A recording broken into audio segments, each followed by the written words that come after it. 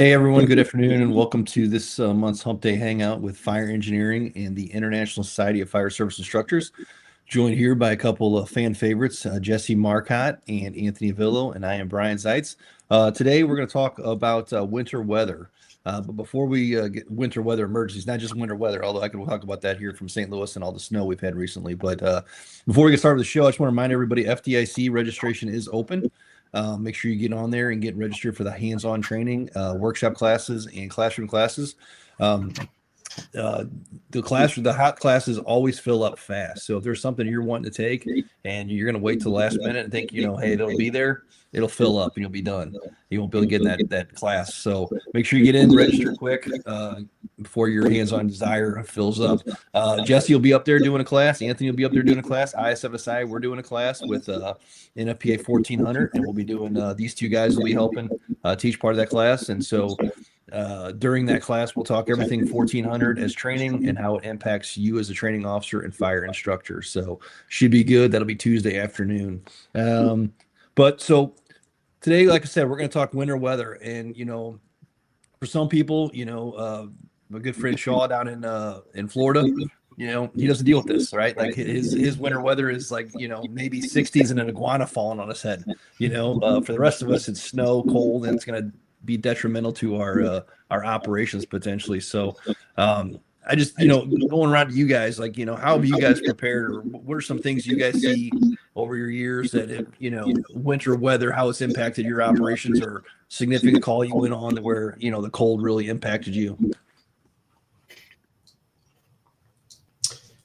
Well, I mean, as you can see, I have plenty of cold weather out here to keep me prepared for this.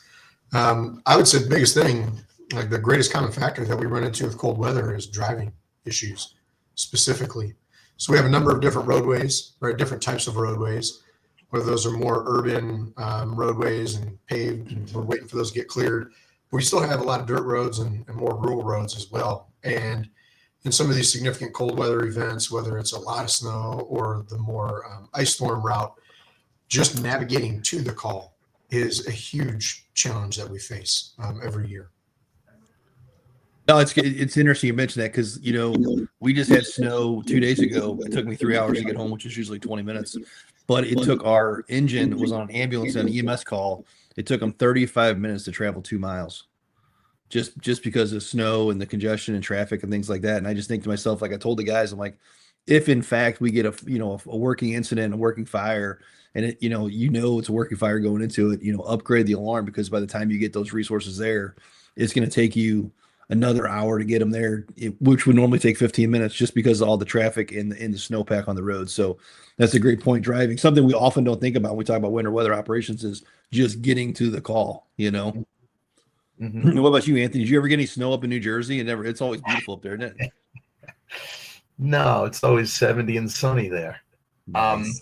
We didn't get any snow this past week, but it's been getting cold, and yeah, we'll get snow. And the problem we have with snow is the streets are so narrow, and once the snow sort of covers the fire zones on the corners of the blocks, everybody just ignores them. So getting around is really, really difficult for us. One of the things I remember, because I worked in a firehouse, and it was a big firehouse, and we had a bunch of rigs in there. I remember we used to the tiller would come out of the firehouse a quick right and then a quick left to get up one of the main streets, and we always had a problem recovering with the tiller. They'd make the one quick one and then the other quick one, and then you have to get the rig back in line with the street, and cars hanging off the streets and things like that always created a major problem.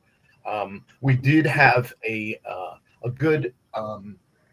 I was in Union City at the time. We did have a very good relationship with Public Works, and they would be there maybe every 20 minutes to a half hour, just salting, and the guys would be out shoveling, but very difficult. Plus we have the second hilliest place in America next to San Francisco. So think about the hills, going down the hills. I remember one time years and years ago in North Bergen, the rig slid down the hill brakes and wound up down on Tomley Avenue, which is all the way at the bottom of the hill and flipped over. So you have problems with that. But I used to ride the car, so I had like an SUV, but there were times that there was just so much snow that I would say, look, if there's this much snow, engine 4, which is in our house, I said, you're going to run on all reported fires because I'm riding in your jump seat in the back. My car might not get there. And, I would just let fire control dispatch know that, look, engine 4 on any 4 and 2s is going to be rolling because I have to ride in that. And our battalions would do the same thing sometimes, and it would get very treacherous because of the congestion in the area, So do you guys, so you talked about you jumping in a fire truck to run as a, potential, duty officer, fire battalion chief, whatever, or did you, like you were, a tour commander? I know we love that term, tour commander. And so, but like, is there any other, Jesse or Anthony, you guys, like, I'll speak for us to start, but like, we put on like a snow plow, we'll have, we'll modify our responses during winter weather to assist us in getting to calls. Well, maybe our EMS calls get run with a Tahoe versus a big fire truck. I mean, you guys do anything like that or? No, I believe we did have some vehicles that our shops had that if there was a working fire, in addition to the municipal towns sending equipment there, the shops would bring equipment there, to plows and things like that to help us with stuff. The salters would all come out, and the priority would be the fireground for the salters, but no, we never, that I can remember, we never modified any of the rigs to do anything like that. Gotcha. Yeah, we haven't modified any of our apparatus, but we'll modify our response as needed. So our Department of Public Works does a great job. They're not responsible for all the streets in our community, but they will come to those fires and assist us with salting, plowing, all those sorts of things. But modifying our response, right? We do fire-based EMS, we have ambulances as well, and we will staff utility vehicles to back up the ambulances instead of the engines, just so the engines don't get stuck in those weird icy spots of the community, whether it's the hilly areas or just the icy roads. So just to keep those engines available for, bigger calls. Yeah. We just, would reduce response. We just changed our responses a little bit and things. Yeah. What are you saying, Anthony? We'd reduce our response as well sometimes. Our alarm activations is 3 and 1 in a battalion.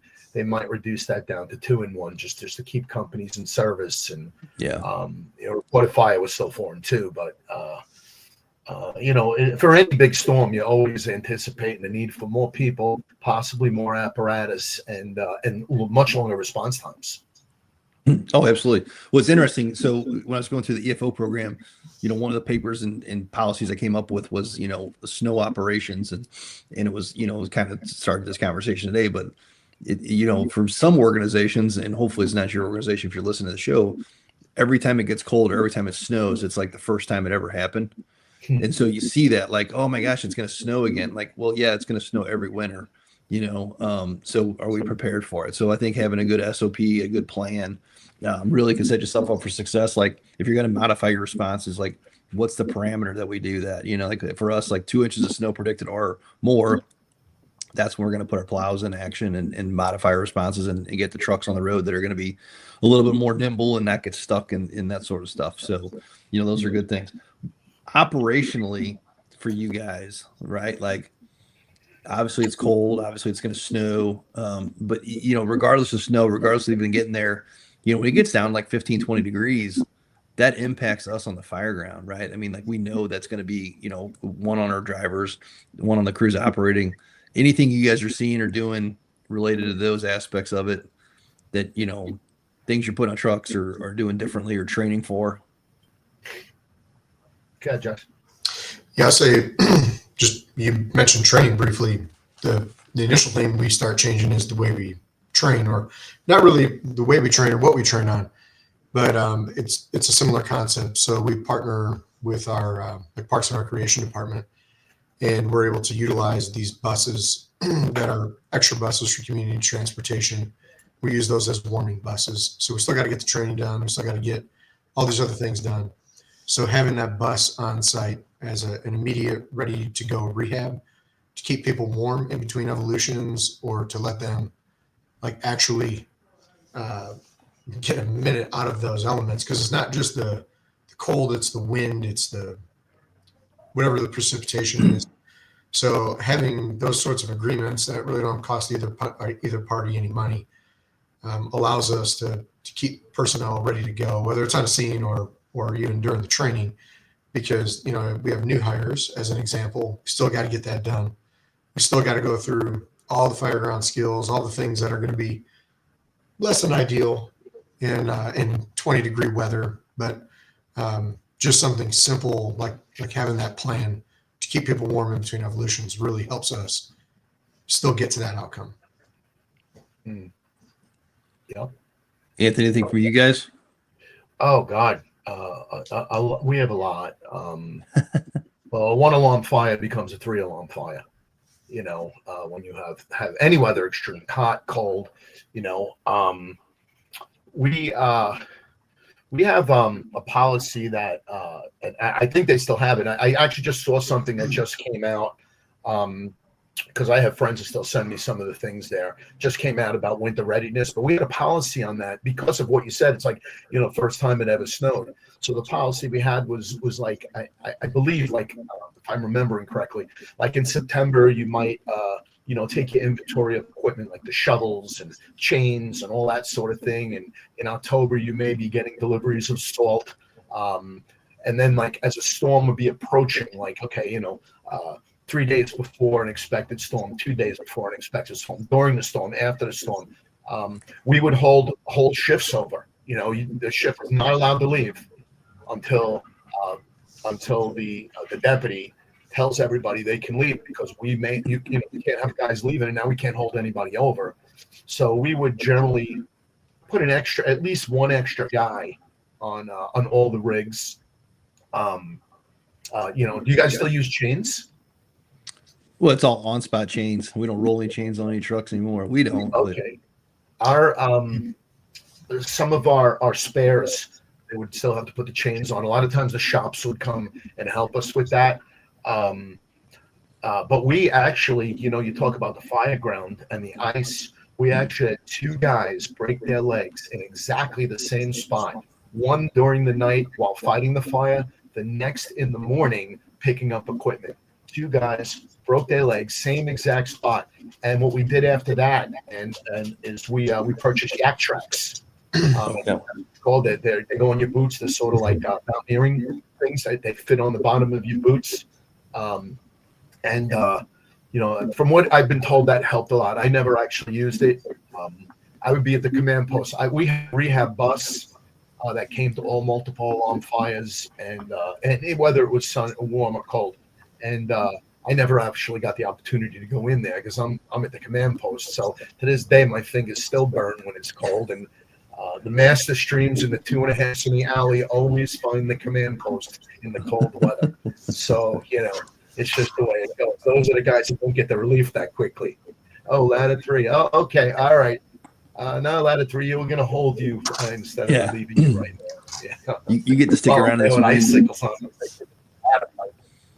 That's awesome. That's awesome.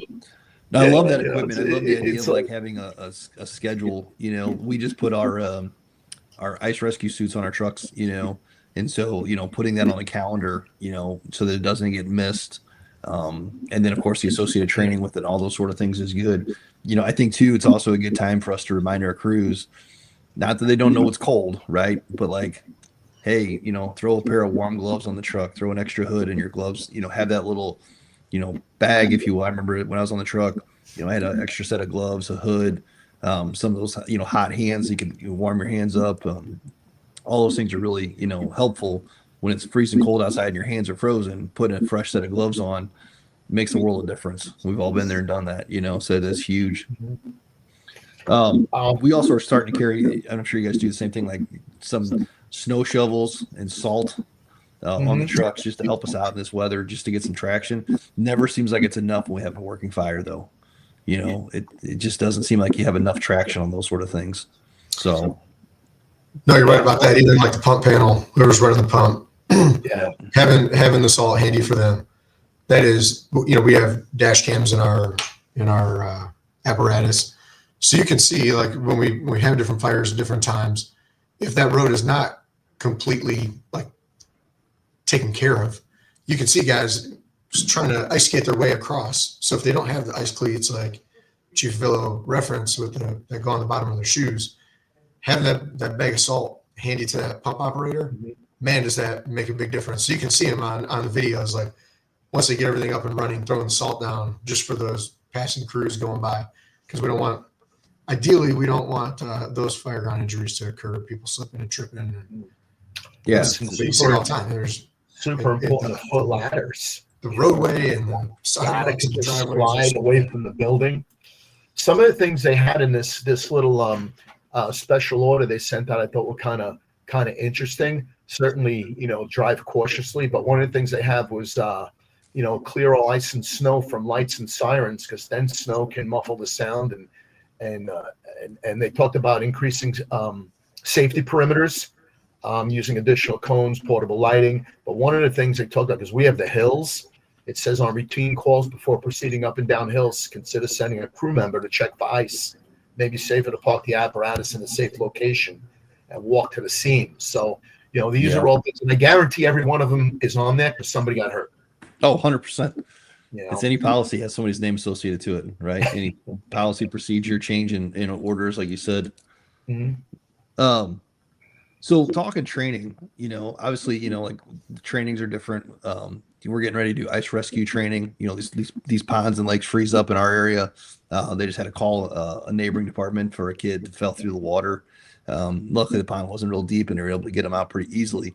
But, that's one of the things we respond to. We find ourselves in Missouri where we're at, the water just doesn't get frozen hard enough and thick enough for us to be able to really operate and do things like you do maybe up north where they ice fish and things like that. So, people think, oh, it's been cold for, a month now or whatever, sub 32 degrees. And so we're just going to get out on the ice. And then they start doing things, start playing hockey, thinking they're the Rangers.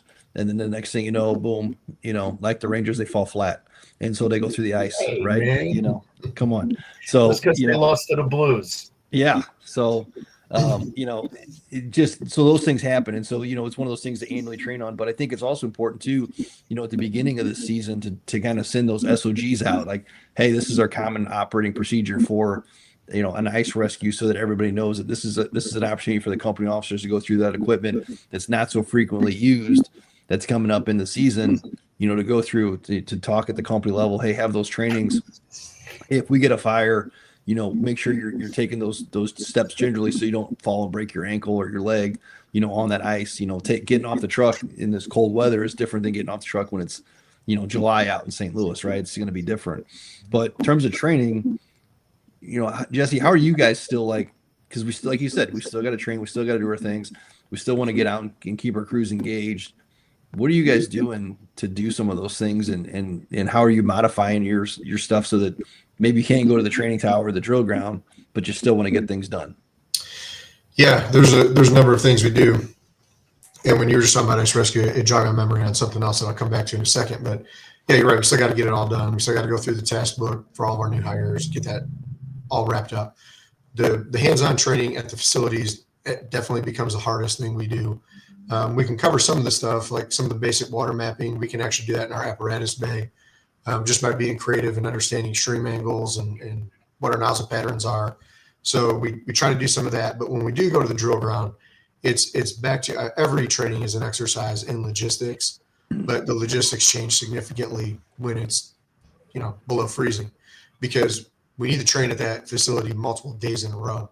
So we use different things to keep that water from freezing. On the outside, we're always bringing salt, keeping that ready at the ready, not just before the training, but after. So when we come back the next day, it's not a complete mess. But then we use a lot of different things too, like even the use of a propane space heater. We use that initially in the morning. Like we'll cover principles like thermal imaging, right? And we're using that propane heater to cover our thermal imaging basics, which is doing a couple things. One, it's helping thaw out anything from the night before. And two, it's warming that space up just a little bit inside there. And then we can keep coming back to that throughout the day just to ensure. And that's, short of doing a class A burn, I'm talking about doing like actual host stream evolutions, things that we don't want to sacrifice, part of that crawl, walk, run. So just by really having a good plan and the right resources, we can still get all that training done. And just briefly, what I was going to talk about, like training scars. You talk about ice rescue. One of the hardest things to facilitate is ice rescue training, because if there is no ice, it's hard to do. And if there's 12 inches of ice, then it's hard to do, because one, you got to cut through that 12 inches of ice to actually get that. But the training scar we create is nice, clean edges, this beautifully, pristinely cut hole. Once you get up on the ice, the issue's over with. Just, tap your head and walk back in, versus the conditions that people are likely to encounter at the beginning of the season or the end of the season. So maintaining some flexibility in our training calendar to take advantage of those ice conditions is really important as well. So we're not developing the training scar that the only time you do an ice rescue is when there's 16 inches of ice. Sure. You're more likely to do it when there's a single inch of ice, right? It looks safe, but it's not. So just keeping aware of those outcomes and those training scars is super important for our winter-based training. No, I agree. And when we do our ice rescue training, it's the same thing. We try to stay flexible, because you just don't know what the conditions are going to be on that ice, and you try to make it like, as realistic as possible, like the ice breaking and things like that. And so sometimes we get really lucky, and we'll have 2 or 3 inches of ice, and as the crews go out, the ice starts breaking underneath of them, and then they're trying to wade out there, and that's and then they get to the victim, and the victim's actually kind of floating in the icy waters. But to your point, there's other times like we don't even get ice over the whole winter. Like it just doesn't get, it's cold enough to freeze things, but it's not cold enough to actually freeze that pond over to where we can actually do ice rescue. And so then we're trying to do simulations with, we've done it with creepers, which sounds crazy. Where crews are getting on a creeper and just go through the motions in the apparatus bay, mimicking that same, pushing yourself, dispersing your weight.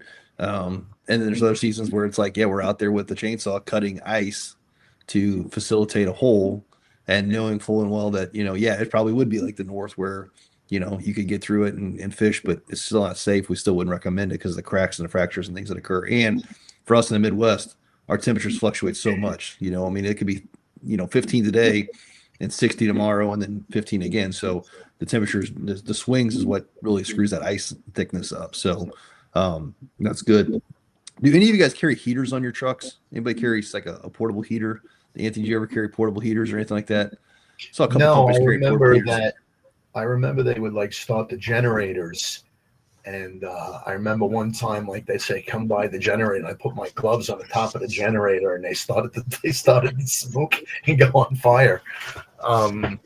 We don't generally have that. Like I said, we'll have our rehab bus, and they'll put you in there, or we will sort of hijack a building.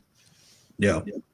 Which we've done. We had a water main break, and it turned one of our streets into a lake, and we were pulling people out of basements and cellars and things like that. And it was freezing. It was like 4 degrees or something.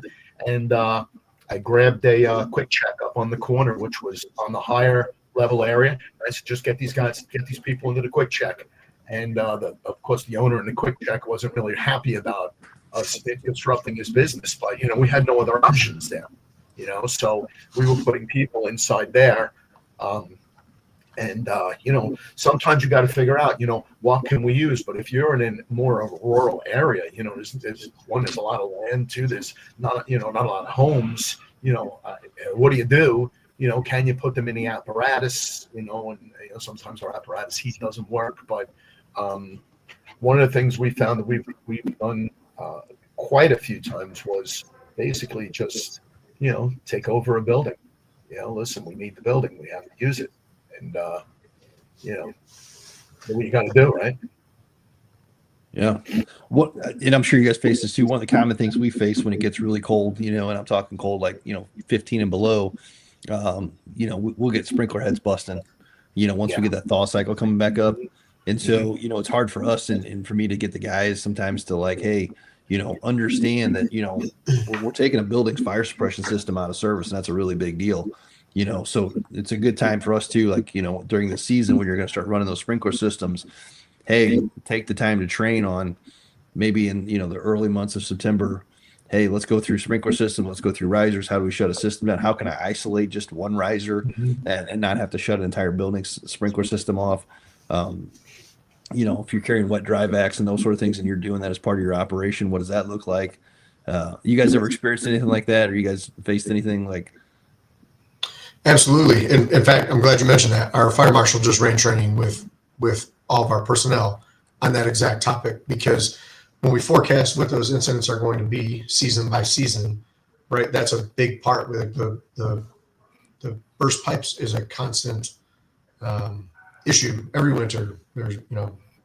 There's several of those. So we don't want somebody to accidentally shut off the entire system, or make a fatal mistake on some of this stuff. So this is a great season for that to happen, because it's preparedness as we go forward, right? So just forecasting what those incidents could be. Right. Same with us, like there's that certain time of year when it's been really cold, and then it starts to thaw, and you're getting all the broken pipes in the spring, all the water flow alarms, and like those are things that we'll talk about in the firehouse, and the company offices usually are pretty versed in those type of things. Where you're right, you have to find the building manager. If it's the middle of the night, that's a big problem, shutting the whole system down. Sometimes we can't find an owner. So these are just challenges that you face in this type of weather. When you're dealing with these type of conditions. Do you have to tell your people to bring extra clothes, or do they do it automatically on the rig? That's a good point. How many people have gotten caught because someone already told them, listen, make sure you got extra sweatshirts, socks, gloves in a bag on the rig. And what do you tell them? You're 25 years old. Get out of here, you friggin' dinosaur. And then what happens? Then you get caught. I got caught 2 or 3 times before I got smart enough. But, I think that's really important too. You have to have personal readiness for these things.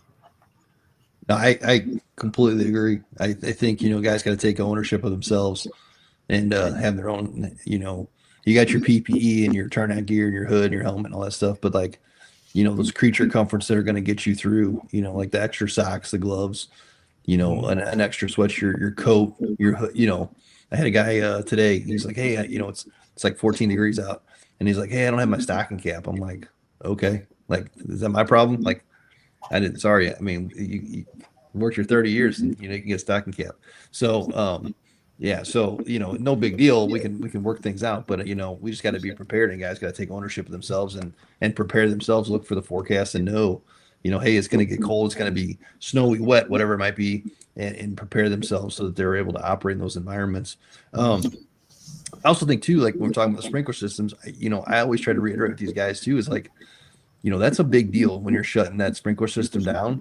And then, what simple, might have been a simple emergency. I remember this is a different situation, but we had it was a very hot summer. We had a storm come through, and it it killed the power to a building. And so it was a nursing facility. We had to evacuate all the nursing home residents. So what was an automatic alarm, 2-company response with a battalion chief, turned into like a 3 MCI incident, because we had to evacuate all these people because they didn't have any power. Power wasn't coming back on for a couple of days. And so it just became this big conflagration. So I always just say, like, be aware that these incidents, when you're dealing with this cold weather and you have this broken pipe or this sprinkler system, what may just seem like a real routine response, could quickly escalate into much more, just given the parameters of what you're dealing with. You get a nursing home that's got 100 residents, all of a sudden the pipes break, they don't have running water, they don't have plumbing, they don't have any of that stuff, it's going to be a problem. So it could be problematic, but. Yeah, there's definitely like a community risk reduction component to all of this, right? To the cold weather stuff, just like in the hot weather, right? Extreme weather in general. But, even going back to our ice rescue training, if we do open water rescue in the summertime and we run that drill, our training doesn't create a hazard to the public. We go do this ice rescue training, we cut a big old hole in the safe ice. Now we have the potential for some risk, right? Somebody's walking along ice, go ice fishing, and they step in the hole we cut. So it is like, again, when I say everything's back to logistics, it's making sure that the site is ready to go when we're there for training and while we're training, but we also have to make sure we're leaving in a good place after the run or after the training is done too. So we're not creating additional hazards for people. Despite the fact that we're going on all these different incidents or still have to train. So I think that piece is a big part of preparing for cold weather emergencies as well, whether we're running the drill or responding to the call. No, 100%, 100%. I think you also have to have contingency plans for your training when you're dealing with that. It's we plan to do this today, but it's too cold out. And when you're dealing with cold weather, you're generally it's the same with really hot weather. The participants, they're thinking more about how cold they are than they are about let's just get this over with. So you try and do as much as you can indoors, which is good and not always that good. But I think like, oh, well, we were going to do this today, but it's too cold, so we're not doing anything today. So I think you need to have contingencies and backup plans and that sort of thing, for your training. You have to also have common sense. Don't go have guys out there and do a drill that nobody's going to get anything out of it because it's either too cold or way too hot. One of the things that we'll do is in the spring we'll do recognition of heat-related injuries, and in the fall we'll do recognition of cold-related injuries for all our personnel, because especially with the heat, it's like smoke inhalation. The guy who's got like a heat-related injury coming on, he doesn't recognize it. He doesn't know until it's too late. And I'm not sure if cold is the same. You guys might know better than me. I'm not sure if cold is the same, but exposure to anything, once you've crossed that like line of exposure, I think a lot of it is just awareness, but I think also it's watching each other. Right. I think it's great. Yeah, go ahead, Jesse. Yeah. Take this opportunity to nerd out for a quick second and some instructor stuff. And, like a super important thing that we don't talk about a lot of times on a technical end is something like going back to the student's cognitive load. Like, what is that cognitive load that student can handle for any of our topics? So as we start changing the environment, we're changing really what their cognitive load is. So for lack of better terms, if we're going through a skill and we're trying to get them to learn that skill in 70 degrees or 60 degrees, like we have more time on that task. But the point is, if we overwhelm that cognitive load, and it could be the way we're doing the training, it could be through a variety of factors, but the environment is part of that as well. People can only learn so much given the circumstances of that training. So if we overwhelm that cognitive load, right, they go from learning to surviving. And that's to the chief's point there, like at one point, they're not thinking about the next skill. They're thinking about, can I be done with this drill? So the way we do it from like an instructional methodology standpoint is super important to understand how we limit their exposure. We still get to the outcome, but we got to be creative with a lot of these things to ultimately get to that point. Otherwise, that cognitive load theory part, they can't handle. We can only juggle so many things at once. And if my fingers feel like they're going to break off because they're, I'm getting frostbite, I'm not so much focused in on the hose streams at that point. I'm focused in on what do I need to do to get to that warming buzz. So understanding the needs of the learners in those environments is really the only way we're going to get to those outcomes. Mm-hmm. Yeah. And when you talk about awareness too, you have to make sure, and these are some of the things that we would do at the academy was, look, don't wear polyester, because these guys they all got Under Armour on under there, and we found out a guy had, a polyester like hood or something on. I don't remember what it was, but we were like, you can't wear that in a fire environment, So you take it for granted, those of us that have a little time on a job, that they know these things, that, you just wear cotton or something that's, not going to melt on you. But I think that's something that, has to be sort of reiterated, time and again. Because people are going to do that, they're going to wear something that could possibly melt on their body because it just keeps them warmer. Under Armour is a perfect example. Yeah. No, I think it's a great point you guys both bring up. I think one is, like you said, the personal accountability, making sure that guys know what they're wearing, and then also having the ability to modify that, garments, right, for the winter weather. Maybe it's normally whatever, but hey, for the winter weather, we're doing this.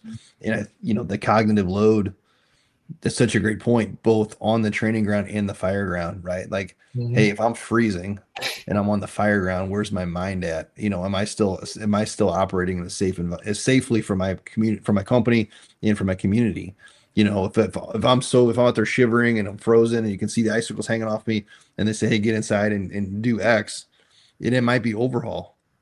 But if all you're worried about is just trying to stay warm, are you still going to be safe doing it? Or are you going to put your crews in jeopardy? You're going to miss something, live wire, something crazy, because you said, your cognitive load is to the extreme because you're just trying to worry about trying to survive. Yeah. Once the adrenaline wears off, yeah, you realize you're going to be there for another 5 or 6 hours, or completely overnight. You're like, oh boy. Yeah. We were at the city of St. Louis fire department had a 6-alarm 3 warehouses burned. Then we moved up down the city for it. County moves up down there, and we were down there for 5 hours. But the city was down there for 4 days, with trucks doing plugging detail and things like that. And those companies knew, like, that they recalled a shift and all this stuff. And that's a whole nother topic to talk about with big building fires like that. But they approached that thing in such a systematic fashion because they knew this wasn't going to be a short duration event, right? They strategically placed their apparatus, made sure they had their connections, put their ladders in the right spots, because they were going to be there not for 10 hours, not for 12 hours, but for 4 days, hitting different spots on this building, on these 3 abandoned warehouses. So crazy stuff. And that's just a different mindset when you roll up and you're like, okay, this will be an hour, maybe an hour and a half. 4 days later, you're still plugging away at this thing, trying to put it out and bringing in heavy machinery. Yeah, I actually did an article in Fire Engineering. I think it was last winter. It might have been winter before, on strategic implications or something like that. Cold weather firefighting. It was a cold weather firefighting article. And it was all about the stuff we're talking about here. We have a lake in North Hudson, a big lake, and we have other areas where people can fall through ice and stuff. And we have an ice rescue team, but we don't have it at the extremes that you guys have it. Some of your lakes are monstrous, right? So you're going out in the middle of a friggin' lake. Like, how long does it take you to get out there? What if the snow is waist deep? Like, what do you do? How do you deal with that? There's so many challenges, and for us with the ice rescue portion of it, it's like most of our stuff we find comes mostly on smaller little ponds, neighborhood lake pond, where kids are out there playing, or dog runs out on the water and gets trapped, falls through, and then we're going out to rescue a dog or whatever that might be. Do you guys have lakes? You guys have lakes that are big enough that they can drive vehicles on, and they cut the hole inside the vehicle? I went up to Minnesota one time, and they were saying, yeah, there'll be ice fishing there. And I'm thinking, there's a guy sitting on a stool with the pole in the hole in the water, and they got vehicles out there. Like they bring these like trailers with them, and they come out on skis sort of, and they open up the inside of the trailer and they cut the hole. Like, I had never seen that before. Do you guys have stuff like that? We don't in Missouri, but Jesse might. We don't have it in our community, but yeah, there's a lot of places in Michigan where they drive the vehicles onto the ice.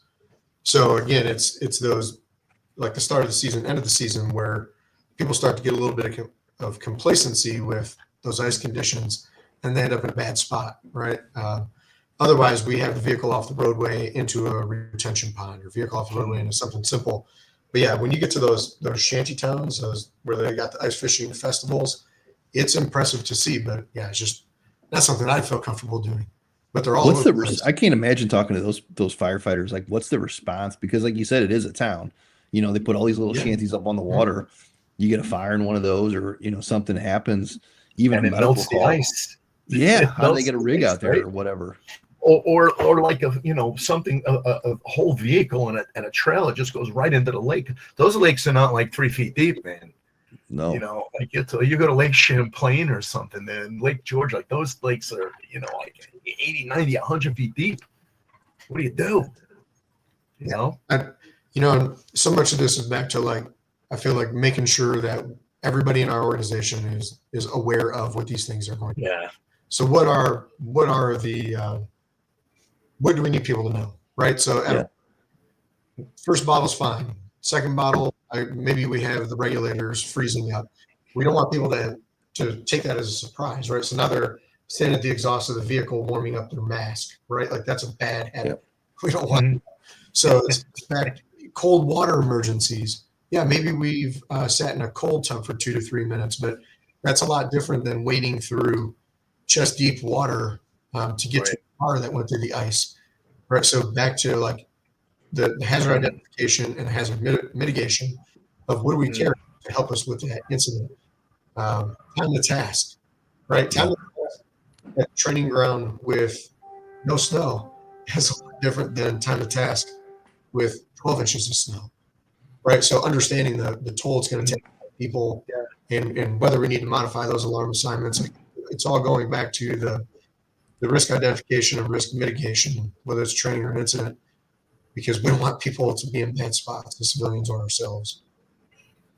Yeah, it gets kind of crazy by us a lot of times. Like if they have a real big snow and the cars are all buried, what they do is they bring in, they contract out, they bring in dump trucks and front end loaders and tow trucks, and they tow all the cars out. They get rid of all the snow and they put all the cars back, and then they dump all the snow in like a park or out in the Meadowlands somewhere. It's a really an interesting operation that they do, and they'll Sounds impressive. don't get huge snows like that all the time, but especially for us with the hills, But then when you talk about a working fire and a structure in the snow, like you got how many challenges do you have there? Like what about access, right? Yeah. We've had we recommend guys will take the sked out, and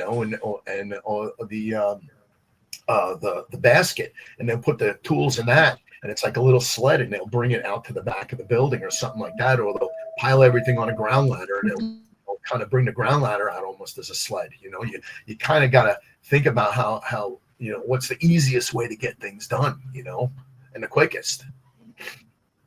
No, I think it's good. I think it's good. All good things, like you said, using a Stokes as a sled or just a carrier of tools to disperse that weight. All those things. I want to go back to something you said, about creativity and consistency, Anthony, about training. You see it too often, like when it gets cold outside, like, hey, it's too cold to do anything. We see it in firehouses across the United States, probably across the world, but it's like, oh, it's too cold, or the contract says we can't do that, whatever.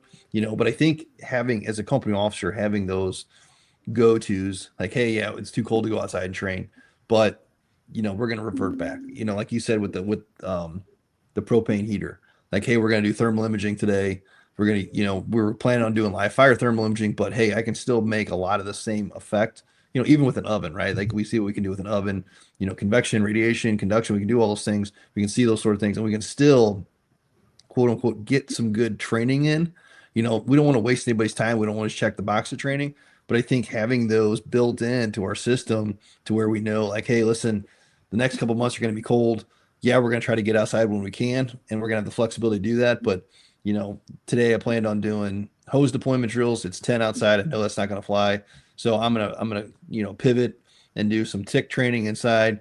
Next week is supposed to be 45. I can get outside. I can do my hose training, or I can do my inspections, or I can do my CUs, or but I think that's a huge component of this with the training, is making sure, because even if it's the little stuff, it's still keeping our people sharp so that they're prepared for when those goes. Or maybe it's, hey, we got to go to the grocery store for this rotation for some food. Great. While we're there, we're going to look over the sprinkler system or something. We're going to turn that into an opportunity for ourselves to train, which we should be doing all the time anyway. But maybe we just capitalize on it and say, hey guys, when we go up there, we couldn't do hose deployment, so I want to take an extra 30 minutes in the walk around the building, get with the manager, get to storage. Right now is a huge time to get in these buildings for the storage. They all got way too much stuff in them for the holidays, for shopping. Mm-hmm. And so, what's your access on the trolley side? All those things are great. We could go on and on about that, but I just want to bring that back up, because I thought, man, that's a great point. When it's cold outside, it's so easy just to be like, well, it's too cold to do anything. Everybody cashes out, and we find ourselves, I've seen it, maybe I'm the only one, but we take this lull from the holidays, and the lull just kind of migrates its way all the way to the spring. Am I the only ones ever experienced that or seen that? No, I'm sure. I mean, listen, we have a training program that's, pretty comprehensive, and there's certain things you have to do.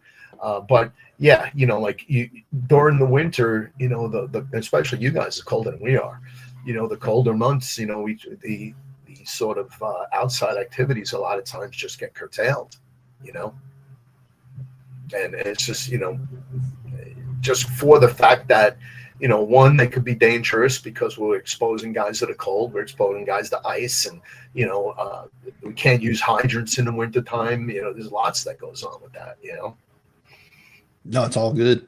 What, Jesse, what are your thoughts on that? You ever seen that? Like, not at your department maybe, but like, just in the fire services, like, oh, hey, it's Thanksgiving. And next thing you know, it's May, and it's like, oh, hey, we gotta get back to training. Like, we just missed 6 months.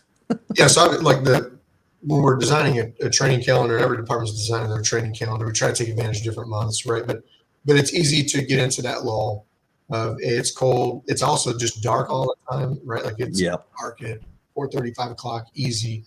So what are those things we can still do? But that's the nice part about like a lot of the training props that exist today, props that we had, 10 years ago, 20 years ago. So still mixing in our forcible entry evolutions in the apparatus bay with forcible entry doors, doing victim drags in the apparatus bay, post-room mechanics, just very basic, simple things that we can use our apparatus bay for. SCB confidence course or like those sorts of things are still opportunities to get reps where we're getting a good sweat while we're doing it as well, but we're not ice skating at the same time in our fire gear. So I think the easy thing would be to default and say, let's just kind of be like bears and hibernate for the season. But obviously, fires don't stop in the wintertime. I feel like fire season is actually a little busier typically in the winter when you put in all the things that go into trying to heat a home or, creative ways and different things that people do. So we still got to be prepared for it and figure out those ways to be smart with our training and make sure we're prepared. Well, here's a question for you guys. Do you modify or change anything with venting peaked roofs in the wintertime? I mean, take the towel ladder out of it, things like using a roof ladder, things like that. Like we don't generally vent peaked roofs by me because it's just not what we do. And we have a lot more flat roofs, but I was always interested to see what does that change? Yeah, we don't do it either for a variety of reasons, staffing related reasons, as well as like just the building stock in our community. We have a lot of different, like really large residential homes with different style roofs. So it's not as simple as just the peak roof concept. But the other issue is the snow load, the amount of snow, the amount of ice. That would be a seasonally, that could be again, it's back to the risk identification. I know that the risk on some of those things, we don't have good ways to mitigate some of those risks, specifically on those peak roofs. It's just, you're already kind of in a tough spot there. And now you throw 12 inches of snow or snow drifts, 20 inches of snow, 30 inches of snow on a roof. It's just not a technique we typically rely on in those situations. We'll do it. I mean, it's all the same stuff Jesse said. It's situational.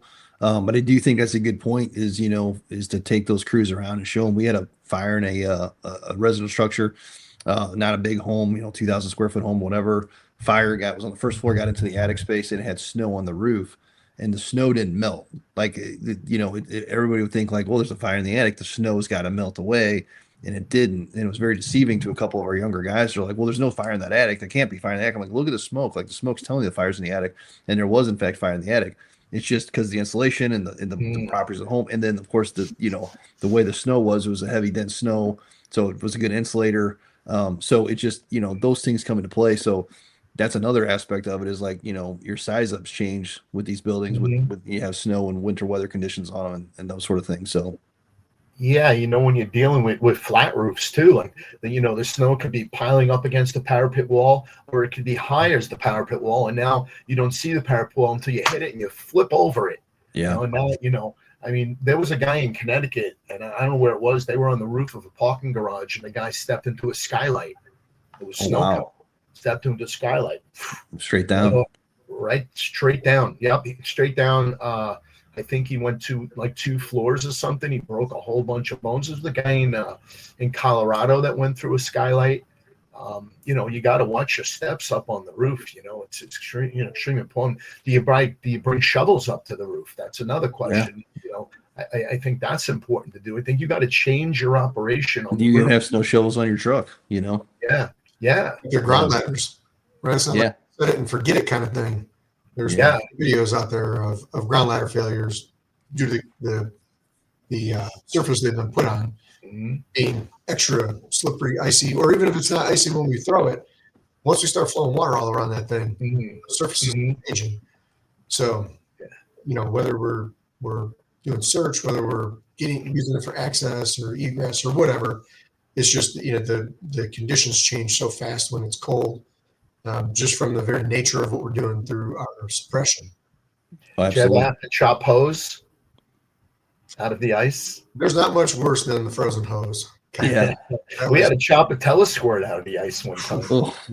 It was there for like 36 hours just flowing, and they just keep rotating the personnel and the ice getting higher and higher. It was in Union City a long time ago. We had to chop the telesquirt out of the ice, But that's another thing. What about the ice on the wires? Right. You get a good ice storm. They're talking about an ice storm here in a couple of weeks. And, if we get, half inch, 3/4 inch of ice, you get the wires coming down and just, that's when it really becomes detrimental is I would take 6-8 inches of snow over half inch of ice because it paralyzes a city. It's infrastructure damage to your point of wires. We don't go ahead, Jess. I was just going to say, think of all the skills that we need, and I'm guilty of not doing this training as often as I should. But back to like the ice storms and the wires down, we got a ton of trees down too. Crews are the ones that are cutting those trees up. So cutting those trees in inclement weather on slippery road conditions, right? Like back to making sure we're prepared for that. So that's a great topic that we could run. Just basic saw skills and it's all PPE. Yeah. It's not as simple as just cutting that limb. No, more that's going on there. So like those. Yeah, the weight too. There's the weight. Yeah, I mean, we don't get a lot of ice storms by us, but we talk about like you get a fire in a building and we're running, a couple of master streams now. All that water is all, it's on the fire escapes, it's on the walls of the buildings, it's on the wires, and you have all of this weight on everything, and now, like as time goes on, it gets heavier and heavier and heavier, and you got to really keep an eye on that. We had a transformer fail or a pole or something. It took down 2 or 3 other poles with it. And we had another one when the ice melted, the buildings collapsed. The only thing holding the buildings together was the ice.